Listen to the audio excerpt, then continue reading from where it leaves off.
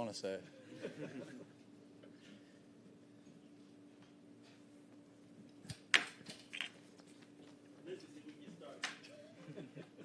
Hi, Jared. Hi, how are you? Okay, I guess we will. Wait. Can you kind of just tell me about your friend? Like, I know you guys are teammates on the field, but your friendship with Tyler Higbee? Sure, yeah. Me and Tyler are great friends. We met when he was drafted. We were roommates in training camp, and so we really hit it off then and have remained friends since. And yeah, he's one of my best friends. What do you guys do together outside of football? Oh man, what do we? We do a lot of stuff together. We like to play Fortnite in our free time. I think in the off season we'll go play golf. We'll do a bunch of stuff together. Do you think that helps with, I know it's on the field, but do you think those kinds of relationships help at all on the field? Yeah, I think it more than anything is trust. Just trusting that he's going to do his job. And I think, if I wasn't one of his close friends, I would still trust him. But, you can definitely build that off the field and with other scenarios and situations. And I trust him as much as anybody, and that's why I feel comfortable throwing the ball. And big credit to him why he's had so much success. Jared, with all the outside noise about kind of Todd Gurley this season, what was it like for you to watch him? I know you already called him a bad man on that stiff arm, but kind of have a vintage Todd play during that game. What was it like to see? It was great. We've been, I think, close to a bunch of those this year where he's able to turn the corner and just for whatever reason we haven't been able to finish it off. But he's a great back, and he does his job every play. And whether it's running the ball, whether it's protection, whether it's catching the ball out of the backfield, he does his job, and I think feels good. I think he feels good, and we're excited about what he's been doing and excited about what he can continue to do. How well do you know Dak Prescott from that draft class? Yeah, I know Dak decently. We went to the Manning Passing Academy together, and we're there for a little while and hung out a little bit. And he's a friend of mine, and we've trained at the same place in Orange County. Crossed paths a handful of times, and always rooting for him. He's a great dude and great player. He's in the final year of a contract, playing for a new contract. You were kind of able to get your situation settled. How do you feel like he's from afar, how he's performing, and can you? He's had a great season, yeah. Can you imagine kind of having to deal with playing in the final year with going for an extension and not having it done? Yeah, I mean, every situation is different, and I'm not going to speak to his, but he's been playing well, and he's been doing a great job, and I think there obviously has been a lot of outside noise, and I think he's handled it as well as he can. I thought he's played really well and done a lot of great things this year. You think you signed a pretty significant deal. Would you be surprised if his surpassed yours? Not at all. You wouldn't No. be? He's a great player. He deserves everything coming his way. Jared? Go ahead. Jared, what stood out to you about the last regular season game you guys had against the Cowboys? I'm sorry? What stood out from the last What stood out? 2 years ago in Dallas? I love playing there. It's a good atmosphere. It's a lot of fun. It's indoors. It's if you feel fast out there, and it's a fun place to play. And it is loud. You have to prepare for that. They got good fans, and it's just a lot of fun. You're in Jerry's world, and it's a good place to be. What's made these last two games against the Cowboys in particular so competitive? I mean, they've been. Like I said, regular season game, postseason game, they've both been pretty competitive. Yeah, they're a great team. They're a really good team. They're well coached, and they do a great job. And I think 2 years ago was a really close game, and last year we were able to I think pull away there at the end. And but they're very competitive, and we got to be on our stuff every play and be ready for a battle.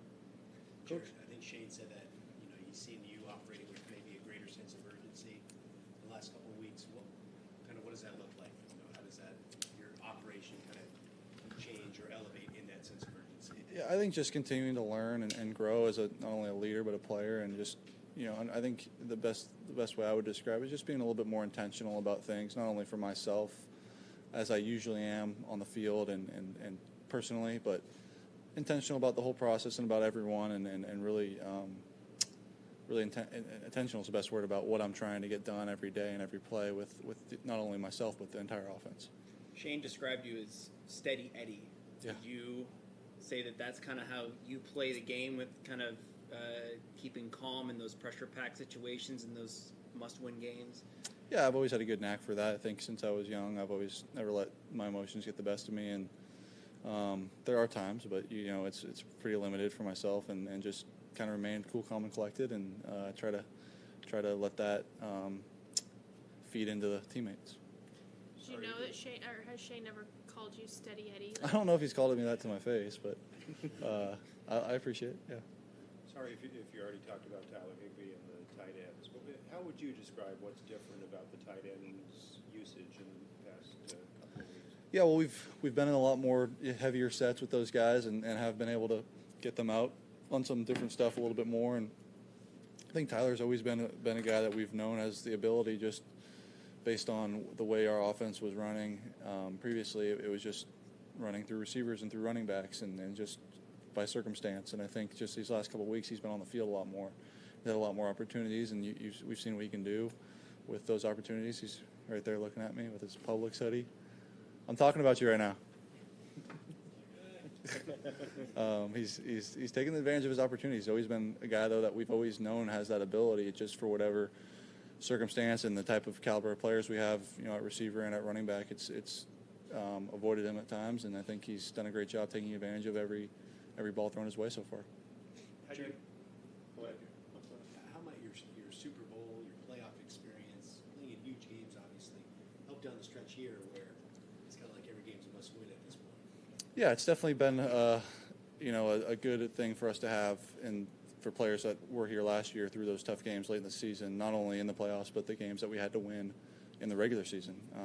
And these games are very similar to that, and so we do know the urgency is there and the value of each game at this point. But I think the narratives are written as these games are must win. They're all must win. The games that we've lost this year in week 3 or 4 were must win, and now we look back and wish we would have. So you do treat every game the same with the same approach, but we do know that we are coming down the stretch here and need to make some things happen. For you, the last 2 games, when you kind of take them together, do you feel like you're kind of back in rhythm? You personally, not the offense, but just you. And I know it's connected, but your own performance, do you feel like you're in a bit of a rhythm now that was missing maybe for a few games? Yeah, we've been able to find that rhythm. I think, for sure. I think it's been through a bunch of different things. I think a lot of our keeper game has been working, where I get on the edge and I'm able to make some plays there, and then we've protected really well. We've ran the ball really well, and usually when those two things are going that way, it makes my job a whole lot easier. And we've been doing a hell of a job at that, and I feel good. I do feel good, and feel like we're in a good place offensively, and want to keep working, want to keep getting better, and want to keep building off of that, because now it doesn't mean much. The only thing that matters is this week, and I need to keep it going. Jared, what happened on that slide? It's bad, huh? Yeah, well, I'll tell you what happened. I had forgot that they changed the rule to where if you go forward, it used to be if you dive forward, it's an extra few yards because you're not technically sliding. So I was actually talking about it with Blake last week, and I was like, man, I'm going to start going forward. So sure enough, I dive forward, and then we watched the film after, and they spotted it back where I slid, and we're like, oh, yeah, they changed the rule. I believe it was this year or last year. To diving forward and sliding are now equivalent. So I'll just keep sliding on my back there. Your dad give you grief? No, he was fine about it. It looked like I tripped, so it wasn't too bad. Good guess? Thank you. Thanks, All right. Josh.